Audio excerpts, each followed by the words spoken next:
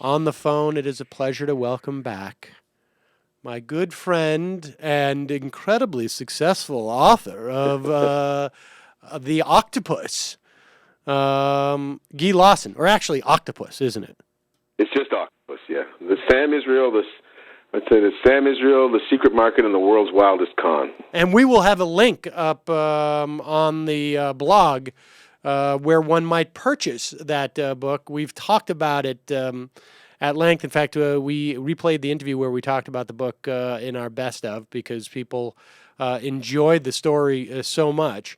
But I want to talk about that, just a follow up a little bit. Yeah. That and the other story that we had talked to you about in the past about those teenage arms dealers.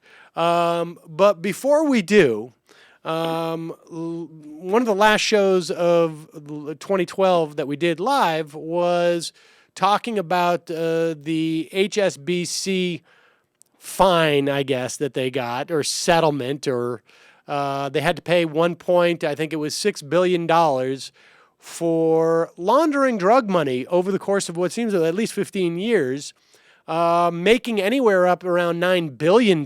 So, if you got to kick back 10-15% on your revenue, that's not a bad deal. And they laundered a tremendous amount of Mexican drug cartel money.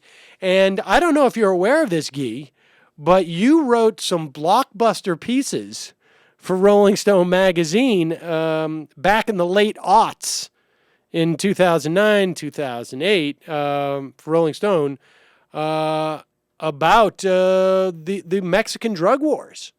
Yeah, I do recall that very well. In fact, they kept sending me back to Mexico so often I was getting addicted to the tacos and the nachos. I covered it in 3 different feature articles and looked at it from 3 different angles. One sort of from how the cartels operate on a kind of operational levels, and I went to this place called Sinaloa, which is the home base of the old school cartels. Then I went to Mexico City and examined how it worked, the drug industry worked on the political level, how it was entwined with the Mexican establishment and government. And then the last article I did was how they operate in the United States, which it ties into the HSBC story, which is, I started reporting that last piece thinking that I was going to uncover this incipient kind of rising violence inside the United States, and I went to Alabama because there had been a quintuple homicide that looked like it was cartel related. And guys like Anderson Cooper were sort of henny penny, the sky is falling, the Mexicans are coming. There was all this sort of hysteria in Arizona. You might recall that moment in the late aughts. And what I discovered, to my surprise, but then of course it makes perfect sense, is that the Mexicans don't have much in the way of violence. There's some spillover, but very little, because they're really operating a business, and it would be bad for business to bring their disputation north of the border. So like this HSBC thing, they really operate much more like vertically integrated international corporations than the Tony Montana cliche. Right. Which is, go ahead. The idea that the Mexicans are there are out of control, crazy cartel people, and they do horrendously violent things. But at their core, they are a multi-billion-dollar industry, the size of the airline industry. And so, of course, they need bankers, and they need to invest their money, and they send their good kids to good schools. And what you'll see in Mexico, emerging in the next few years, is you'll see the Mexicans basically stopping to fight this ridiculous war on drugs. That's after the disaster of the last 6 years of the hot war that they've had in Mexico. The political climate has changed, and people are just fed up with it. And so, before we get to that, because, that's interesting, and I guess it seems to me that once something like that happens, these cartels don't go away. They just become, I guess, more legitimate and less violent, right? Is that basically what happens? It's sort of like... Well, what happened a useful analogy is the organized crime in the United States, the mafia. Okay, so the mafia had this long-term sort of understanding with law enforcement. They didn't kill people in the street. There was just things they didn't do. And then in the 1980s, suddenly the mafia sprang to this huge prominence And it seemed kind of mysterious why it was all falling apart. Rudolph Giuliani will tell you it was because of his incredibly brave RICO prosecutions, but he's, as with everything else, not being straight. What happened was I find that so hard to believe. Rudy has saved us all. They legalized gambling, right? And so all of a sudden you had all these casinos around New York City. You had the lottery, and that was a main piece of the revenue. That was about half the revenue of organized crime. And when they lost that, they all started fighting. And then the leading guys got killed, and the dummies like John Gotti came up behind, and you had chaos. It's pretty similar in the Mexican context, but marijuana, which is this cash cow for the Mexicans, has not been legalized, quote-unquote legalized, in any kind of massive way, the way that gambling has. I was reading a piece today, just before I came on, Sam, about this, the idea of what legalizing pot would do to the Mexican cartels, and some guy was remarking, well, I actually wrote it down, someone from RAND and a former White House drug official were saying that pot really isn't the problem and that legalizing it won't do anything to hurt the cartels, which is just the biggest load of hooey you can imagine. It's the establishment's way of ensuring that that law enforcement continues to have its hegemony, the DEA continues to perform the way it does. It just perpetuates the idiocy.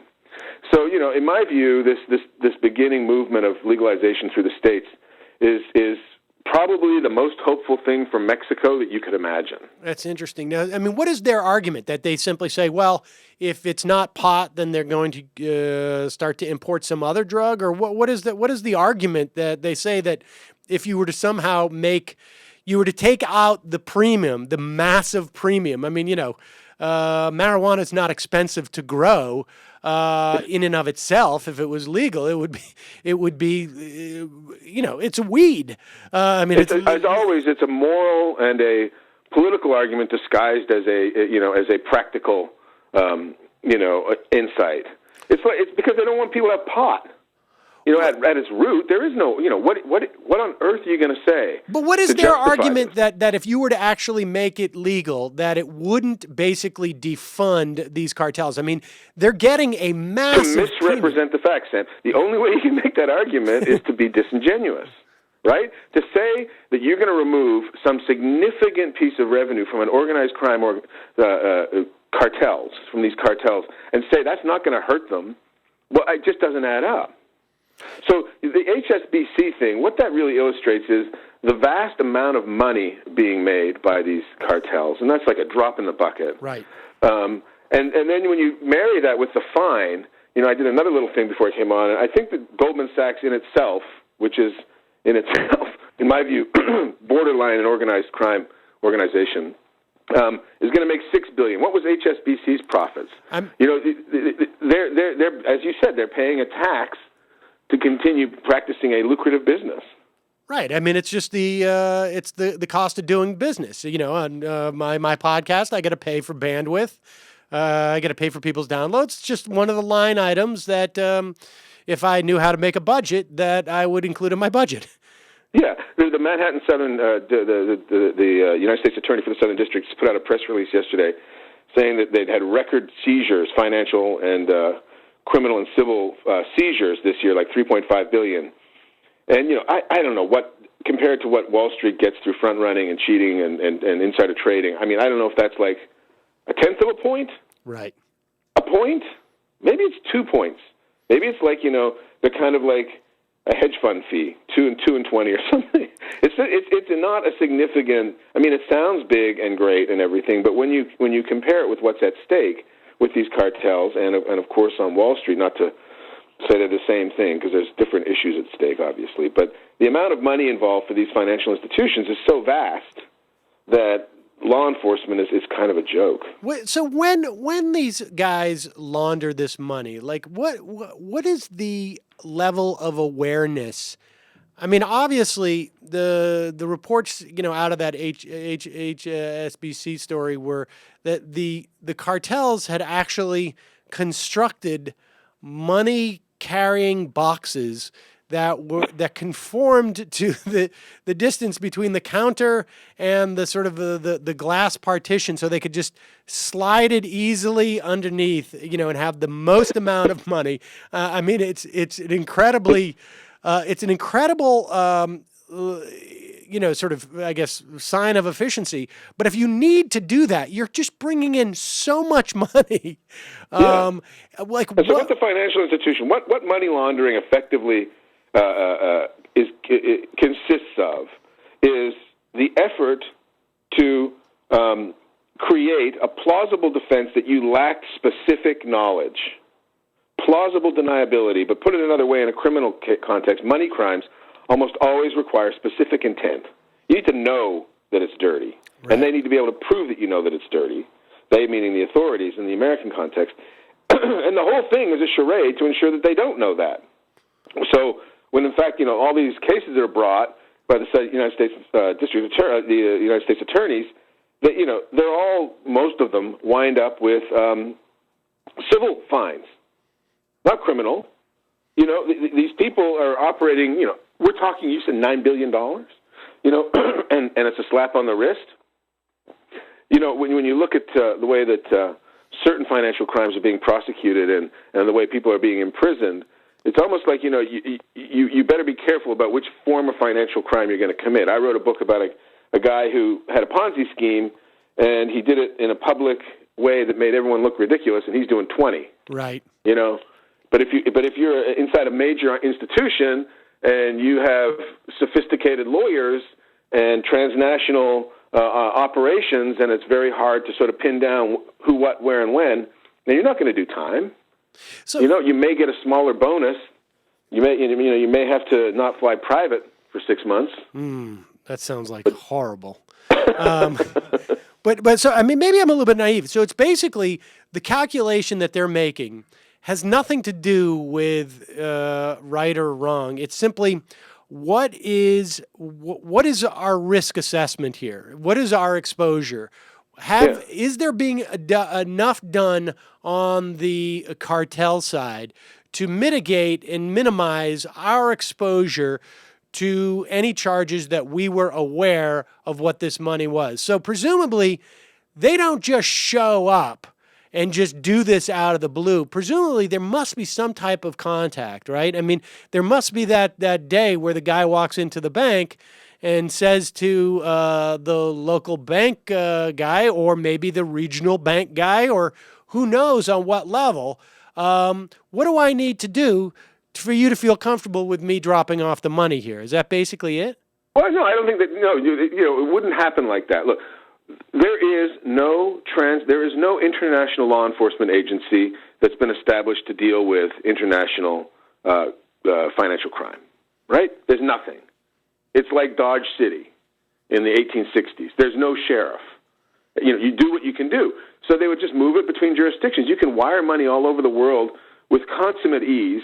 These banks are making fees out of it. They're making fees out of transferring it, holding it, and then managing it. And so, you put some money into a Mexican branch, then it transfers it to wherever it goes, Peru, Switzerland, Cayman Islands, and then it winds up, in the Isle of Wight. I don't know. I mean, the amazing thing to refer to my book, the Octopus book, Sam was wiring $100 and $150 million around the world trying to get in on this magical mystery secret bond market that he was convinced existed. It was actually a fraud. And nobody noticed that, or when they did notice it and freeze the money, Sam was always able to spring it. This was like a transparent fraud.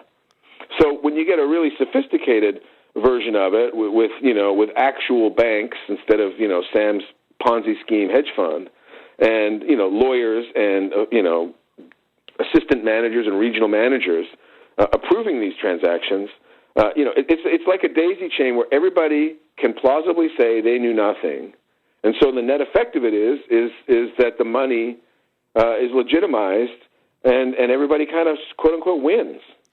It's business. I mean, money. If there's anything in this world that's lacks morality, it's money.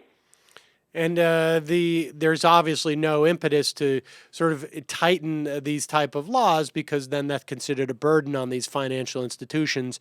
And we all know what happens then. They threaten the economy of the world, and everything will fall apart, supposedly, if somehow the burden of proof that when a guy comes in, when a series of representatives from some organization, I mean, like what presumably, I mean, at one point, doesn't like the bank say like, "Hey, you keep bringing in these boxes that you've specially designed to fit under our counters.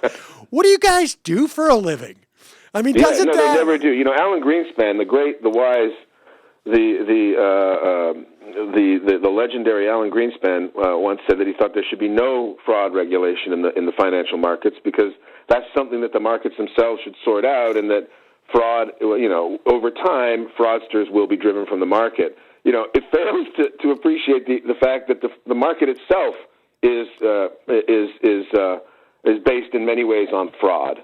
You know, the idea that you would have a responsibility to figure out the provenance of money just is self-evident, right?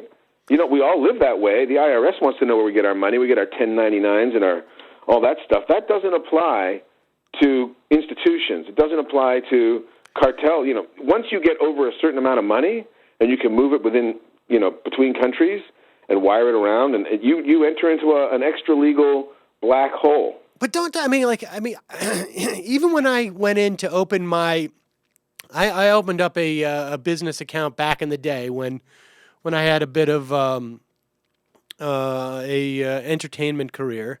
And the guy, I can't remember what his name was. I sat down with the bank officer, and he's like, you know, I'm dressed as a little bit of a schlub, and I'm coming in there with a massive check. And he's like, "What do you do?" which I took to be like, "Are you selling drugs?" And you didn't have your check wasn't massive enough. Right. That's basically what it is. I mean, they don't, you know, but do these drug cartels, do they even pretend like, yeah, we export women's clothing or corn. Money laundering. You know, if you go along the Pacific coast of Mexico, and especially in Sinaloa, you'll find these a lot of resorts that are empty, but they're great because they just can pretend that they're full. You know, there's a lot of that kind of thing going on. It's variegated, and it's transnational, and you know, it's an industry in itself. Can you get like really good deals? I mean, if I'm going to take the family on vacation, is that where I want to book? Let's put it this way. This is the kind of thing I discovered in Mexico, right? So say you're a banker, and you are an honest guy, and you're raising your kids, and you're not interested in being involved in anything criminal. You've done your MBA, and here you are. The cartel will come to you and say, "We want to transact through you." Now, they'll do it not directly, of course, through a lawyer or through a representative, through a legitimate business, but you can see that something's wrong with this, right? Right. Here are your choices. Go to the law enforcement, right, and be dead the next day. Right. Refuse to do it, and then be dead the next day, or do it. Right. Those are your choices. You know, it's the same for law enforcement. You know, they'll come to law enforcement officers in Mexico and say, you know, we want you on our payroll. You can go to your superior and say, you know, they've trying to corrupt me. You can say no, or you can take it. But the only choice you really have is to take it, because otherwise you're considered an enemy. And so the only way that's the tragedy of Mexico, and that's the tragedy of the cartels. That's what corrupting a society really looks like, when you have no choice but to participate. And the only way to diminish their capacity to do this is to make their revenue source less valuable to them, I guess, which is again back to the idea of legalization. Well, you know, I think that you know, I'm not saying that that's the magic potion. I think that it has a good shot of being a really significant factor. But what I would say is that the way to start beginning solving a problem is to be honest about it, to assess the real factors that are at play, and to not hide behind like nonsensical misrepresentations and moralizing judgments about marijuana. You know, just say no. How are you ever going to solve Mexico's problems with just say no? I mean, it's ridiculous. Yeah. And Obama knows this. Obama, who was doing blow and smoking dope, mean, it's one of the great failings of the political system in this country that you can't even, it has to come from the grassroots. It's not going to come from above. It's basically the politicians have got to be forced to recognize this reality. And, it's middle-class families with kids that are getting in criminal trouble that are agitating, and just pot users, I guess. It is a terrible situation when you can't even begin to discuss the real issues involved with something as big as the drug wars. Well, all right. Let's. It's well said, and I want to move along to just getting an update on the, because we had the opportunity to have a little dinner the other day, and I wanted to hear. I know that people loved the story of, and we just go backwards a little bit and just recap it for us. This was a story that took place during the Bush administration.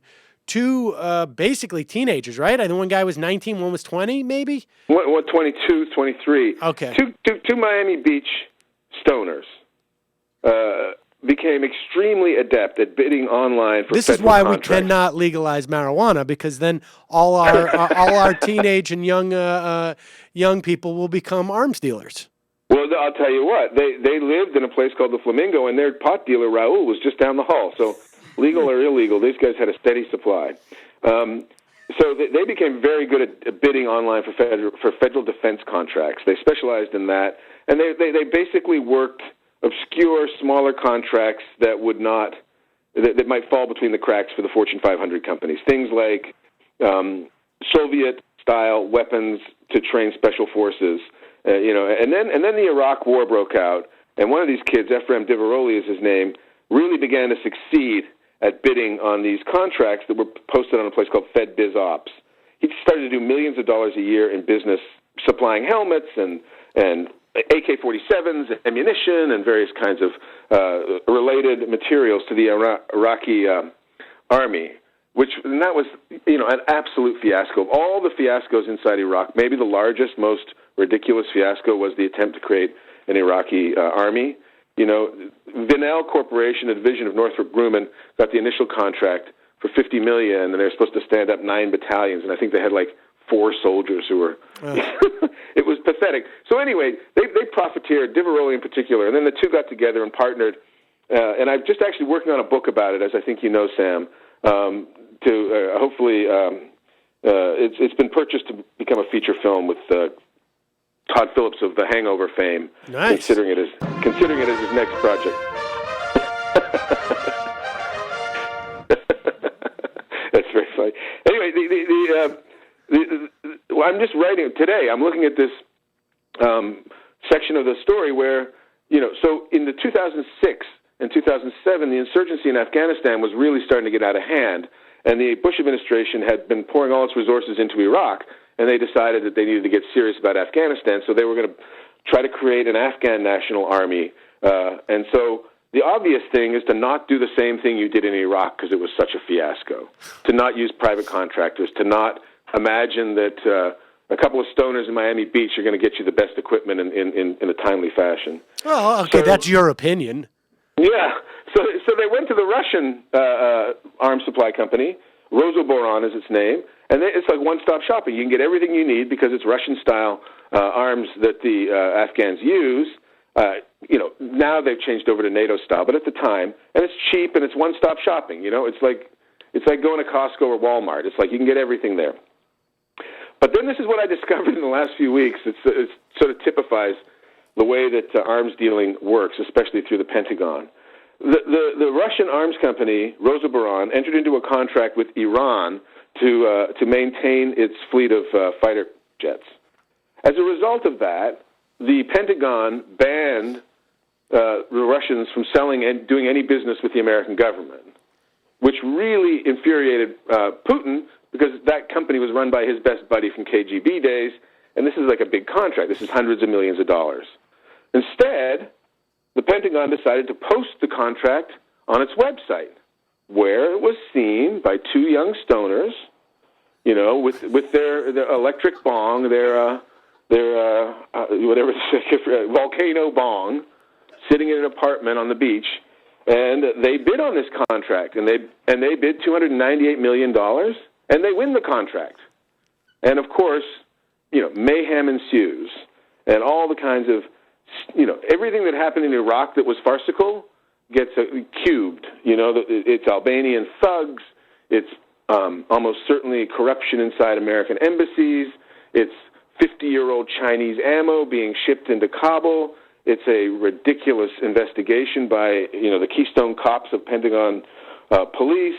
It's hopefully it's a story that people are going to enjoy. But it's called Arms and the Dudes, and it's a Rolling Stone article that I wrote, which really only just touched the surface of what I'm discovering about not only this story, but the whole world of arms dealing and international gun running. All right. Well, when that book comes out, you got to come on and talk to us about that. And totally. It's a crazy story. Well, and I'm in touch with both guys. One guy's doing 5 years. The other guy got a suspended sentence. And, it's one of those stories that just continues to amaze me. The idea that you would refuse to buy weapons from the Russians, which is just basically a self-defeating policy in Afghanistan, is kind of amazing, Well, I mean, it's just also, just the whole story is just indicative of, we hear so much about how Medicare is rife with fraud. We should cut it. We should get rid of health care for seniors because there's fraud involved in this. Yet we have such an amazingly bloated, even if every dollar was spent wisely on our defense, which is almost impossible to do based upon the amount of money that is being spent. Even if somehow there was a sound premise as to why we would need such a massive defense budget, when you hear stories like this, which are never, of course, we never hear anybody go like, hey, we were buying arms via two guys who were sitting in an apartment in Florida smoking a bong on the web. Pentagon, here's the amazing thing to me. The way the New York Times, the Pentagon, the Department of Justice, the Department of State, the way the whole world effectively framed the story was that these two terrible fraudsters were preying on the innocent, God-fearing, competent, well-meaning Pentagon officials that were trying to legitimately create an Afghan army, which is just preposterous, but that's how it got played out. Not only in the press, but in the courts. Everything, all the real evidence related to this case, what really happened, the venality of the officials in the Pentagon and the State Department, the way the embassy ran in Albania, the American embassy in Albania, all of this stuff was put under seal and hidden away. But I have good news for your listeners. I'm doing my best to get it all, and I feel like I might succeed. I know you have your ways now. We just got a couple of minutes. Give us an update. Last we spoke to you, I think the day that I interviewed you, you had just gotten a call from Sam Israel. He had seen you on CBS from prison. He had seen you on CBS. He was excited that you were on. Yeah.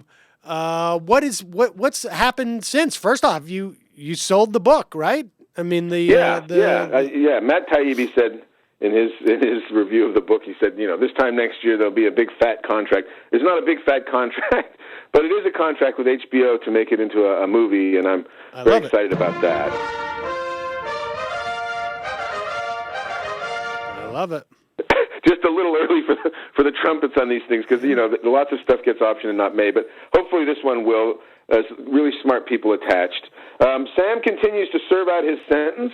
He retains the hope of finding some way to get it reduced or get out sooner. He remains convinced that the bonds that if your listeners might remember, Sam had a $450 million hedge fund, supposedly, that was a Ponzi scheme, and at the height of his fraud, he was had $150 million in cash and $250 million in fraud, and he needed to basically triple his money immediately. So he basically got convinced that there's a secret shadow bond market run by the Federal Reserve, and he flew to Europe and spent many months over there trying to trade into this market. And along the way, he acquired these Federal Reserve notes, which the government claims are frauds, but Sam to this day maintains that they're real. And they were hidden in a cave, right, on some island off of in the West Pacific, right? In the caves of the Isle of Mindanao, in the south of the Philippines, which is actually a redoubt for Muslim extremists, the group known as MILF, MILF. Weird. That's really the name of the group. So it's this improbable story about the Japanese plundering China's sovereign wealth and stealing all these bonds from Nanking and hiding them in caves, and it goes on and on from there. It's a story of high intrigue and requires a lot of suspension of disbelief, but Sam maintains that there's some truth to this.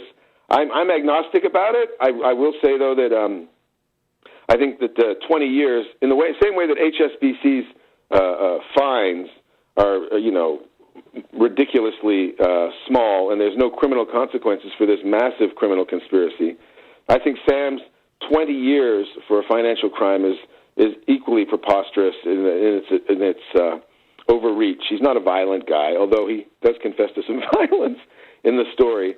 He's not a threat to anybody. He's just wasting people's money and energy. But anyway, Sam maintains good spirits. He's still himself. And I was on the phone with his former girlfriend Deb Ryan just yesterday, and she's back to her business. And the kind of fraud that Sam perpetuated, not the Ponzi schemes. Good Lord, I'm sure that they continue to proliferate. Most uncaught, and also the fraud that Sam got caught up in, this prime bank fraud, continues to be perpetrated on a global scale. It's a sort of like the evil twin of the fraud of Wall Street. It's like this is the real transparently fraudulent conduct. The book has had a nice life. It's coming out in France and China soon. And I will no doubt read it in every language that it comes out. Well, and I'm actually attempting to do some social media. If anybody's interested, I'm up on Facebook. Yeah, Guy is learning Twitter. I'm trying to learn Twitter. You could be like my 95th twatter, whatever it is. Plotter? I'm trying to figure it out, Sam. Inspired by you, in no small part. I told him, you got to get on. You got to do. This is what it takes these days to get out there and spread the word. All right. Sam Israel's around my age. Is that right? He's in the mid 40s. No, he's a little old. He's 52. But the story must have taken place when he was in his mid 40s. Yeah, it's a great time in life. It's like it's the time of crisis. Let me leave you with this. Yeah. Available. You're going to be looking to cast a lead, a Sam Israel. They just say available. Guy had some father issues. I can find that. I know your father, and I understand that. I think you'd be perfect. But I thought you were going to be occupied with the Mark Green for mayor. Yes, I'm going out. I'm starting a campaign to draft him. If he's not going to run, I'm going to demand that Mark Green runs for mayor. I love it, Sam. I love it. It's always fun to come on, man. All right, Guy, thank you so much for joining us.